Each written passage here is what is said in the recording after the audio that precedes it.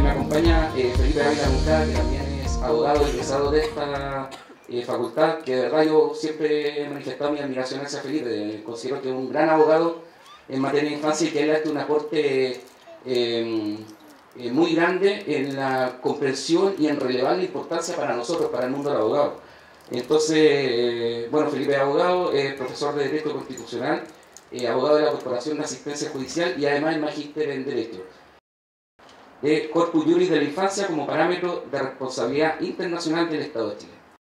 Muchas gracias a todos los que se quedaron a esta actividad. A ver, mi presentación, por favor, más.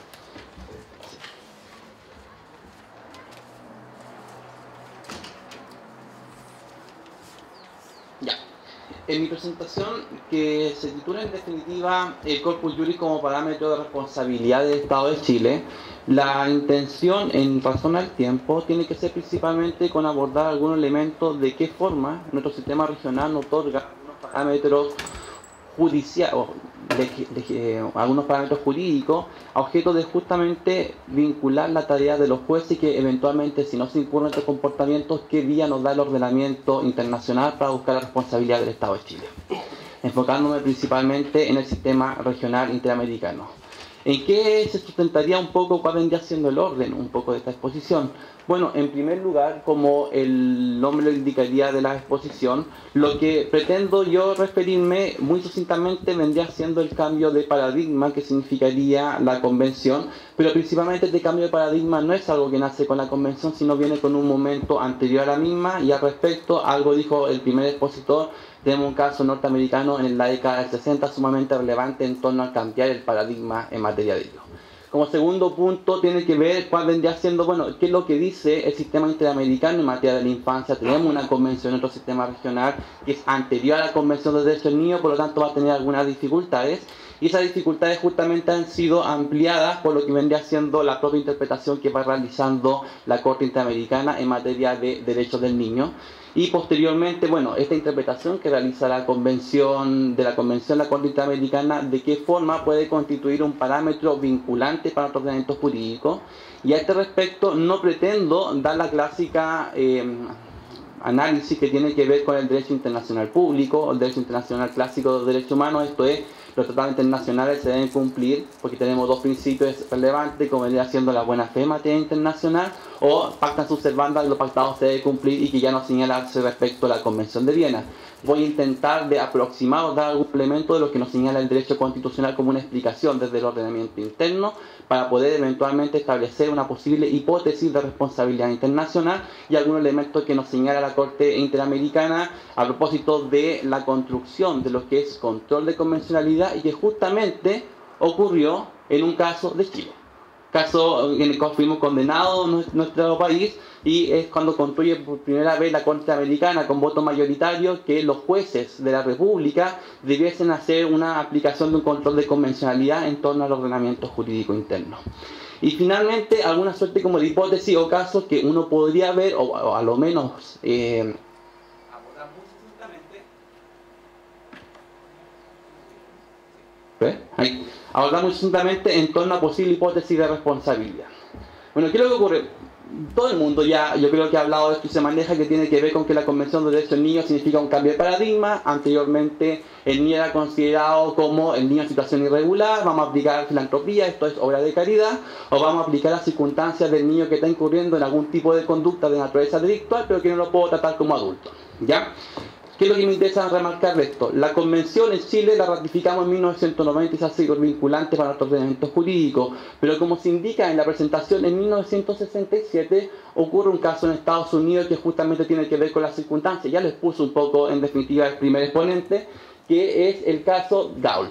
Muy sucintamente, la parte, no voy a referir a lo que no omitió o no dijo el expositor, tiene que ver, bueno, este chico que hacía las famosas pitanzas de contenido sexual, la particularidad que tiene es la siguiente: él, al ser adolescente, lo condenaron a estar en un establecimiento industrial o a una escuela, llamemos las técnicas en el estilo de lo que se acostumbraba a hacer anteriormente, y hasta los 21 años. ¿Qué es lo que llama la atención de eso? Uno puede decir, bueno, a lo mejor una medida de medida, vendría siendo una pena completamente desproporcional, a un adulto hubiese pagado lo mismo. Bueno, si hubiese sido un adulto el involucrado, la condena eran unos pocos dólares. Esa es la desproporción que se genera.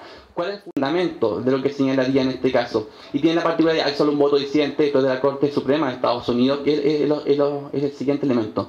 La particularidad viene a decir, y la construcción que hace en definitiva el voto mayoritario es el hecho de que hablemos de los niños únicamente como objeto de custodia, paradigma anterior, significaría entonces que cuando yo lo estoy ordenando a un establecimiento educacional como lo hace en la especie, tiene que ver porque no lo voy a abordar como un sujeto libre, sino simplemente es un sujeto que merece custodia por parte de algún adulto responsable que vendría siendo sus padres. Por lo tanto, si un sujeto que merece custodia no debe tener las mismas garantías procesales que va a tener un adulto. Y el voto mayoritario va a señalar en definitiva, bueno, el hecho de que, y está la expresión ahí en definitiva en la ficha en inglés, el hecho de que tenemos presencia de un niño no es ninguna justificación para no aplicar la Constitución respecto de este niño a propósito de la enmienda que tendría la tercera enmienda de la Constitución norteamericana, porque estaríamos justificando lo que se conoce en la doctrina norteamericana como una corte de canguro. En definitiva, es un tribunal donde no existe ningún tipo de legislación adecuada en materia de garantías procesales de naturaleza penal. Por lo tanto, se revierte el fallo y en 1967 en Estados Unidos, país que no ha ratificado la convención, ya se hace una construcción en torno a establecer que por lo menos un niño en situación irregular merece las mismas garantías procesales que merecería un adulto y por lo tanto se deja sin efecto en definitiva esta resolución. ¿Qué es lo que pasa un poco en materia de la convención? Bueno, todo el mundo cree que suscribiendo el pacto internacional tenemos entonces que estamos adquiriendo los compromisos internacionales y por lo tanto se entendería que esta nueva concepción que los norteamericanos ya tenían en 1967 y que le irradia la convención, por lo menos en nuestro ordenamiento desde 1990, el hecho de suscribirla significaría automáticamente una adecuación de nuestro ordenamiento jurídico desde el punto de vista legislativo y desde el punto de vista constitucional. Bueno, en la práctica, y esto se da fuertemente en Latinoamérica, existen a lo menos tres fenómenos que uno puede enmarcar a propósito de la ratificación de la Convención de Derechos del Niño. Tenemos Estados, Chile, que al momento de ratificarla no ha efectuado ningún tipo de reforma, en nuestro caso, en la década del 90 no hay ninguna reforma importante de ningún aspecto para poder adecuar nuestro ordenamiento jurídico. A modo de ejemplo tenemos la ley de menores, que aún regula lo que son las medidas de protección, y esa ley es de la década del 60 y está vigente actualmente. Segundo punto, tenemos algunos países, bueno, efectúan algún tipo de modificaciones, pero esas modificaciones no tienen ningún tipo de efecto práctico. Por ejemplo, modifico un sistema o creo un organismo nuevo, pero no le doy presupuesto a objeto de poder establecer la política pública que correspondan, y eso en algún momento pasó en Perú. Y finalmente tenemos a los países que lo que efectúan al momento de ratificar hacen las modificaciones desde el punto de vista de las leyes completas o de alguna ley especializada en materia de su ordenamiento jurídico para poder adecuar en definitiva este pacto a dicho ordenamiento. Nosotros recién estamos en esto, o sea, estamos en el año 2017, 27 años después, y recién en nuestro Congreso tenemos tres proyectos bastante significativos en torno de adecuar nuestro ordenamiento a lo que vendría haciendo el Estado de la Convención, y que con el cambio de gobierno que se genera, si ustedes revisan la historia de estos proyectos, tienen muchas modificaciones y además constantemente ponen y retiran urgencias, no van a salir para este gobierno. Lo que sí tienen algunos proyectos mucho más especializados en alguna materia, pero a modo de punto de vista integral no tenemos ninguna modificación relevante. Bueno, dicho esto, bueno, ¿y qué señala la Convención? O sea, disculpe, ¿qué señala la Convención Interamericana de Derechos Humanos, Pacto de San José de Costa Rica?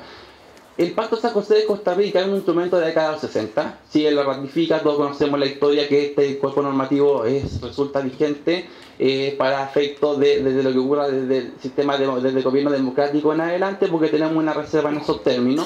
Sin prejuicio de ello, la particularidad es que solo tiene un artículo 19, que se refiere a materia de infancia.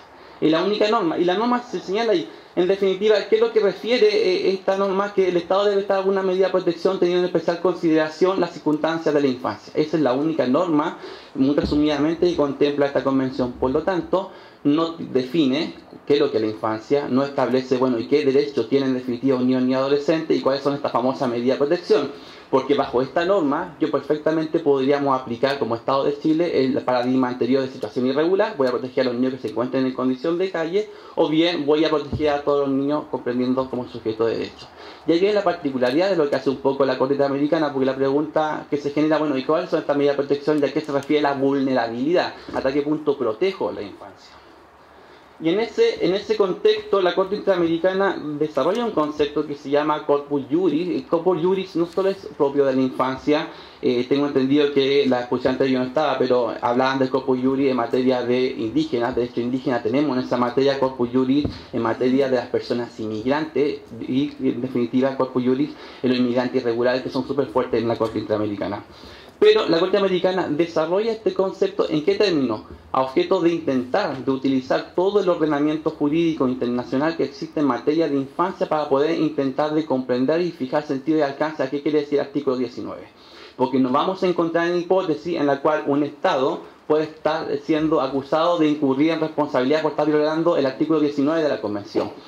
Ni más lejos, nosotros en nuestro país, el caso Talarrifo, que es una falla relativamente reciente, todos lo conocemos porque tiene que ver con el concepto de discriminación que había incurrido en Chile, siendo bastante novedoso, pero nos olvidamos un poco que también Chile fue condenado justamente por la actitud de la Corte Suprema en torno a proteger las hijas de la magistrada y luego además de no escucharlas. Y si uno ve la convención, ninguna de esos derechos fundamentales, como voy a indicar, están propiamente en el Pacto San José de Costa Rica y hay una construcción súper rica de la Corte Interamericana.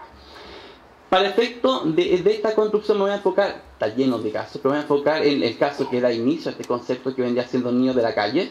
Después tendríamos la opinión consultiva número 17, donde un conjunto de estados le piden a la Corte Americana, ya que se pronunció en materia de infancia, esto es, tenemos que en Guatemala los niños que se encuentran en circunstancias irregulares, en este concepto niños de la calle o niños que no tienen padre o niños que están mendigando, las policías en este contexto represivo tendrían la costumbre de detener a todas las personas que generaban conflictos y resultó que entre las víctimas habían 3 menores de 18 años.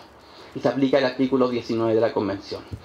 La opinión consultiva tiene que ver, bueno, ya la Corte se pronunció respecto y se generó por parte de algunos países que se pronuncia en torno a cuál vendría siendo la condición jurídica que tienen los derechos del niño, teniendo en consideración que la Convención no los contempla en sentido estricto. Y finalmente, tendríamos el caso Talarrifo como una construcción para poder explicar que la Corte reconoce responsabilidad de nuestro Estado y de cualquier otro Estado que podría ocurrir en torno a un derecho que no se consideraría en la Convención. ¿Qué pasa un poco en el caso del niño de la calle? Bueno, lo que ocurre en el caso del niño de la calle, dentro de los considerando, y esto es un fragmento de dicha sentencia, lo que establece en definitiva la Corte Interamericana es que para poder establecer el sentido de alcance del artículo 19 necesariamente tiene que utilizar la Convención, porque la Convención de Derechos del Niño vendría siendo el estatuto respecto a estas personas que tienen esta categoría especial de ser menor de 18 años. Por lo tanto, necesariamente para poder entender cuál vendría siendo el sentido de alcance, voy a tener que utilizar este cuerpo para poder comprender, bueno, qué se entiende por medida de protección y cuando habla de infancia, mi propia convención, porque claramente no lo define. ¿Y eso qué es lo que permite? Permite lo siguiente, para que se comprenda un poco la circunstancia y avanzar un poco en estos términos, es la Corte Interamericana tiene la siguiente competencia. Tiene una competencia que se llama competencia material, que significa que solo va a conocer de la responsabilidad internacional de un Estado que se está alegando la violación del Pacto San José de Costa Rica. Significa que ese vendría siendo el ámbito al cual estaría reducida la responsabilidad posiblemente, en este caso, de Chile. Y hay una norma de reenvío, pero que no se aplica en la infancia. Entonces, y tenemos los protocolos facultativos, no tenemos ningún protocolo facultativo en nuestro sistema de infancia. Entonces la circunstancia que viene haciendo es, ¿qué es lo que esa Corte Americana dice? Hago una construcción, una interpretación para poder buscar posible responsabilidad de un Estado que estaría vulnerando en cualquier circunstancia en torno al deber de garantía y protección de los derechos del niño ni adolescente en virtud del artículo 19, y como no tengo definido eso, me voy a la Convención de los Derechos del Niño para poder comprender cuál vendría siendo el sentido o alcance de esta norma. Y por lo tanto, ¿qué permite eso? Me permitiría decir, y lo ocurre en nuestro caso Chile, buscar la responsabilidad porque el Estado chileno no cumple un determinado derecho de la Convención y que se entendería que formaría parte del contenido del artículo 19. Es una suerte de ampliación en torno a un artículo 19 que en sentido estricto, si nos ponemos a lo más exegético clásico, la Corte no se podría pronunciar. El caso de Talarrifo, la Corte puede haber dicho, lo siento, la Convención no me dice nada de que los niños tienen que haber sido escuchadas, por lo tanto no me voy a pronunciar de infracción del Estado de Chile a ese respecto, pero sí lo hace. En la opinión consultiva número 17, que invito a todos que vayan, tiene el seco que tiene un poco esta opinión consultiva, es que se enfoca principalmente en las garantías procesales de los niños ni adolescentes, pero pensado en garantías procesales en el ámbito de justicia penal adolescente. Es el fuerte que tiene y tiene algunas referencias bastante interesantes en materia de algunas configuraciones como el interés superior del niño y del derecho del niño a permanecer con su familia y no separabilidad de la misma.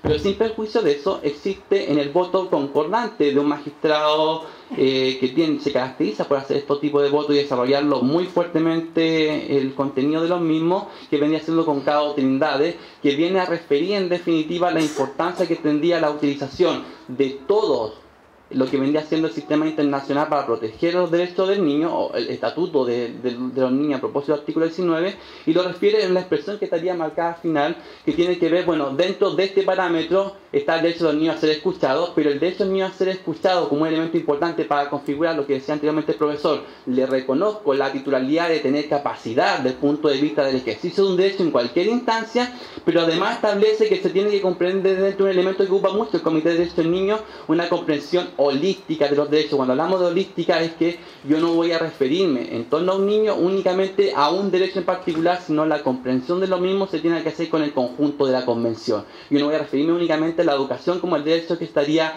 afectando o vulnerando, sino va a estar necesariamente comprendido otro elemento como la salud y el derecho a vivir en una familia. Y tenemos el caso de Talarrifo, que más o menos es siempre un caso que en su momento existía un conjunto de seminarios en torno al mismo.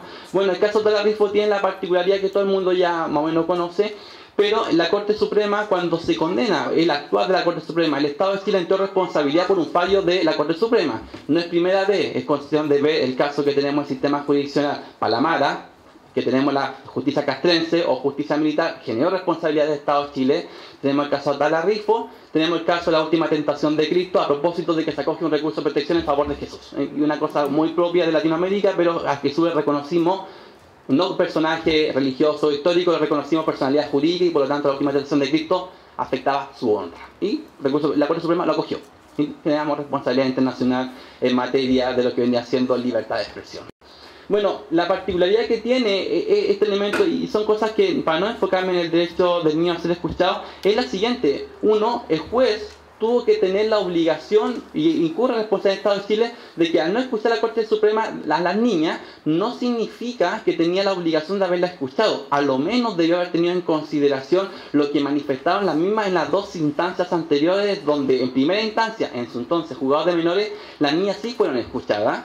Juzgado de menores rechazó la demanda del padre, por lo tanto no se modificó el cuidado personal. La Corte de Apelaciones confirmó, tomó en consideración la opinión de las niñas porque estaban archivadas las mismas en secretaría, y posteriormente tendríamos que la Corte Suprema en este recurso de quejas viene a modificar y bajo ningún aspecto toma en consideración. ¿Qué es lo que hace la Corte? Sin hablar de corpus juris, dice, miren, los niños, tenemos un artículo de la Convención que habla del elemento de debido proceso, es el artículo 8 de la Convención, y dentro de ese artículo se encuentra el derecho que toda persona tiene que ser escuchada en un proceso jurisdiccional o administrativo, pero en este caso jurisdiccional. Luego, esta persona, al ser niña, también tiene el mismo derecho porque es un sujeto de derecho. Luego, para poder construir qué se entiende por la opinión de las niñas y cómo configura este derecho, aquí me voy al artículo 12 de la Convención, que señala el derecho, que le indica la posición del profesor, y me voy a la observación general número 12, Comité de Derechos del Niño, que viene a establecer cuál vendría siendo el sentido y alcance de esta norma. Para luego decía Chile, estas niñas tenían el mismo derecho que un adulto y usted no se lo respetó. En otras palabras, si lo queremos poner un ejemplo más propedéutico, sería como que a uno de nosotros, siendo mayor de 18 años, yo vaya a un tribunal y me diga, usted no hable. No ofrezca prueba, usted no haga nada, yo voy a resolver por lo que considero mejor para ustedes. Porque su opinión no me es relevante. Claro, nosotros no nos alarmaría porque seríamos adultos, pero eso le hicieron a las niñas. Y eso que la Corte le refuta un poco a la Corte Suprema en este caso. ¿Qué es lo que vendría siendo un poco, y para ir apurando? Bueno, aquí la siguiente particularidad. Señalado esta configuración, porque yo digo que sería más interesante o sería más pertinente concurrir a la Corte Interamericana y no al Comité de Derechos del Niño. Uno, porque el Comité de Derechos del Niño no es un órgano jurisdiccional, porque significa que no tiene capacidad alguna de ejecutar resoluciones. Los comités o órganos tratados recomiendan. ¿Ya? Eso es lo que hace. No hay posibilidad alguna de exigir su cumplimiento por medio de coacción. Luego, el comité tiene facultades para conocer de casos de un niño individualmente considerado, la tiene. Tenemos el protocolo facultativo que refería al profesor y que tiene la particularidad que Chile lo ratificó. Por lo tanto, si vendría siendo ley, por lo menos desde el año 2015, el protocolo está vigente. Hoy en día, un niño que se encuentre en alguna circunstancia en la cual considera que el Estado, en cualquiera de sus poderes, está vulnerando sus derechos, sí podría concurrir al Comité de Derechos del Niño, a objeto de que conozca la situación.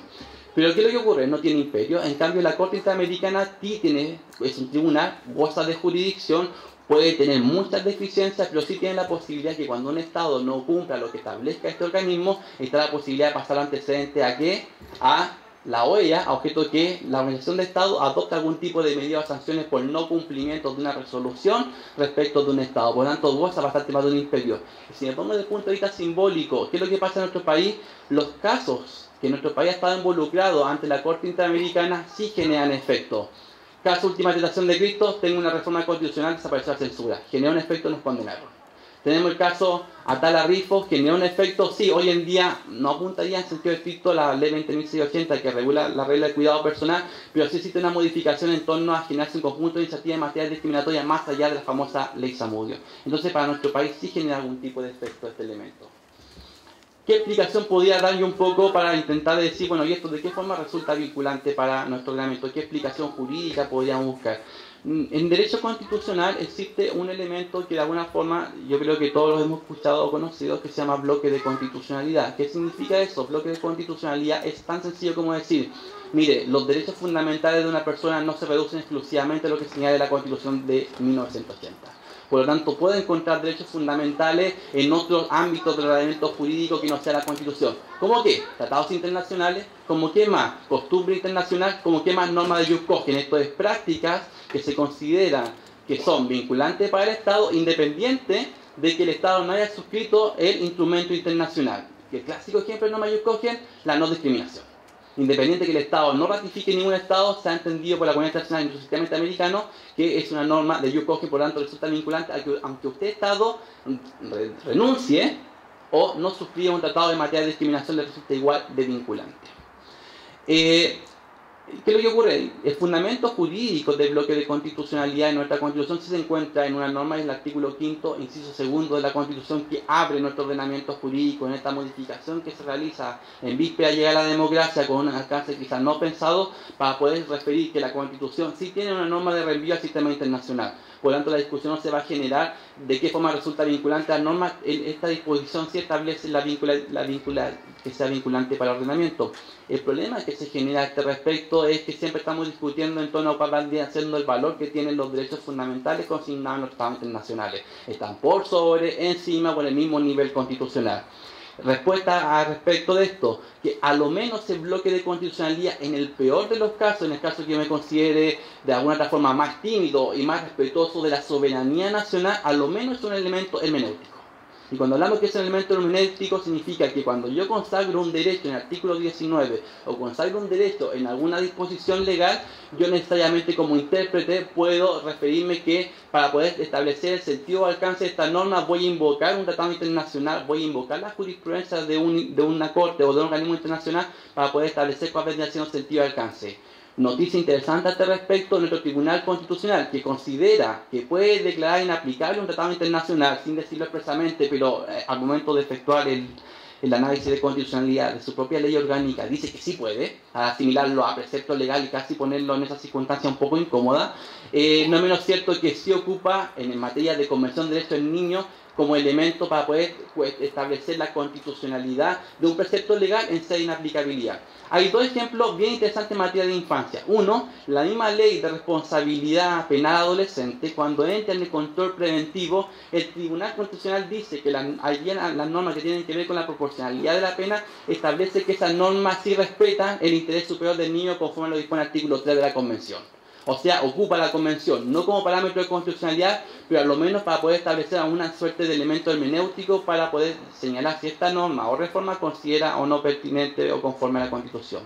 Segundo elemento, hay un caso, y hay una magistrada de juzgado de familia de Pudahuel, que es la magistrada Neil, que se caracteriza porque ha presentado un conjunto de requerimientos de inaplicabilidad del Tribunal Constitucional, que tiene que ver con materia de filiación, tiene varios, y hace poco presentó uno que tiene que ver con el declarar inaplicable un conjunto de normas en materia infraccional, cuando hablaban de que le quitaban garantía en materia procesal en un proceso que no era de responsabilidad penal adolescente por determinadas condiciones de edad y se encuentra en familia. Y hace poco presentó uno que fue rechazado en materia de declarar que se resulte inaplicable la norma que refiere que solo puede impugnar la paternidad el hijo, y no por tanto, o sea, puede reclamar la paternidad lo que viene haciendo el hijo respecto del padre que presume que podría ser, en definitiva, la filiación. Por lo tanto, el padre, esto es el sujeto que quiere decir que era un examen de ADN para poder ver si lo reconozco o no lo reconozco, no está legitimado procesalmente para poder demandar. Lo rechazó ese requerimiento el Tribunal Constitucional, pero ocupa como parámetro de que se resguarda la identidad conforme establece el artículo 5 de la Convención, o sea, me cita la Convención como parámetro de constitucionalidad. ¿Qué pasa con el control de convencionalidad? Muy sucintamente, el control de convencionalidad se caracteriza con el mandato que establece la Corte Interamericana, porque esto no está en la Convención, o en el Pacto San José de Costa Rica, de decir que cuando un operador jurídico, juez, funcionario público o cualquier entidad se encuentre en una circunstancia en la cual la norma o el acto que va a aplicar va a resultar contrario al Pacto de San José de Costa Rica, ¿qué debiese hacer? Y aquí tengo dos interpretaciones. O debiese decir, no voy a aplicar el acto porque transgrede al pacto internacional y por lo tanto va a generar responsabilidad del Estado de Chile por infracción a la propia disposición, o bien va a tener la interpretación un poco más blanda, que soy partidario de esa, que va a decir, o bien busco una interpretación que de alguna forma me permita acomodar mi situación, o la interpretación, puede ser una interpretación que se acomode a la Constitución, pero sin declarar que el precepto no resulta inaplicable en este caso. ¿Por qué? Porque un juez va a tener que aplicar en definitiva, no está llamado a cuestionar la validez de la norma. Y en nuestro sistema, que es un modelo concentrado de constitucionalidad, la única entidad que lo puede hacer es el Tribunal Constitucional. Un juez no puede declarar, entre comillas, inaplicable, no somos difusos, no somos Norteamérica, no somos Argentina, para decir no voy a aplicar este precepto porque resulta contrario a la Constitución. Pero sí lo puede hacer, voy a hacer una interpretación a objeto de no vulnerar el pacto y no aplicar la norma. Ejemplo más clásico a este respecto, la imprescriptibilidad de la indemnización por delitos de lesa humanidad. Ya. Entonces, ¿qué es lo que apuntaría yo? Apuntaría a que la postura que tendría más que todo por bloque de constitucionalidad, porque vamos a parámetro interno más que control de convencionalidad. Y para únicamente determinar posibles casos que se podrían generar y que eventualmente podrían significar responsabilidad del Estado de Chile en términos genéricos. Lo voy a nombrar una muy breve connotación respecto a esto. Tenemos ingreso del niño ni adolescente en el sistema residencial. ¿Qué es lo que ocurre? Eventualmente se puede generar responsabilidad del Estado de Chile cuando reprogramo una audiencia porque no conté con antecedentes suficientes o me falta un medio probatorio, y eso va a significar que voy a mantener a un niño en el sistema residencial por 2 meses porque me faltó, no sé, un oficio del hospital. Eso claramente transgrede el mandato que establecía la Convención y lo podría vincular al artículo 19. O en un proceso de me falta pedir a uno de los tíos y lo voy a reprogramar y va a generarse esta audiencia con un tiempo posterior y me mantengo la permanencia del niño en el sistema residencial, que es un elemento completamente vulnerado. No se debiese hacer. ¿Qué es lo que ocurre más? Existe la siguiente particularidad: cuando un tribunal dice que tú te tienes que vincular con tu padre o madre porque es tu padre o madre. Eso es doctrina irregular. Estoy considerando, no te reconozco como sujeto de derecho, parto a priori porque es tu padre o madre, más que lo sea biológicamente y de por vida, te voy a vincular respecto de ello y no va a tener en consideración nada más. Es un enfoque desde el adulto. ¿Qué es lo que más? Cuando uno escucha al niño, cuando yo como tribunal considero que no resulta pertinente porque en teoría puede resultar vulnerable y nunca te he escuchado y no me genera ninguna instancia para poder escucharte, o también se puede generar, y lo pongo como siguiente ejemplo, lo que es SAP o síndrome de alienación parental, que es una doctrina sumamente cuestionada. Psiquiátricamente no estaría dentro de las enfermedades mentales porque no tiene elementos científicos que establece cuáles son los indicadores, y vendría siendo una doctrina que establece el adulto está contaminando al niño, por ejemplo, para que la mamá está haciendo cosas al niño para que el niño se vincule con el padre. Luego entonces, como yo, tribunal o autoridad, considero que esa es la hipótesis, no te escucho porque sé que tú me vas a decir, ejemplo, no quiero ver a mi papá y no te escucho. Eso sería claramente una transgresión y nos ponemos en el mismo caso de ata la rifa de alguna otra forma. Y finalmente, como última circunstancia, algo que pasa sumamente en penal, tenemos un proyecto que queremos que lo modifique, porque le estamos realizando pericias de credibilidad de relato a los niños ni adolescentes porque creemos que mienten. Y yo le hago la siguiente pregunta: ¿quién creemos que puede tener más intereses en mentir un niño, que lo están abusando sexualmente, o un adulto que puede tener quizás más ganas de secundaria que el niño. Yo diría que sería un adulto, pero en nuestro sistema no le pide al adulto que debería dar relato. Usted simplemente usted demuestre, pero al niño, independiente del elemento, porque en la práctica del tribunal le voy a exigir que necesito los indicadores para saber si este niño no me está mintiendo, y el adulto no se estamos pidiendo. Estas serían situaciones en las cuales podríamos generar responsabilidad en torno a lo que he señalado. Eso sería. Muchas gracias.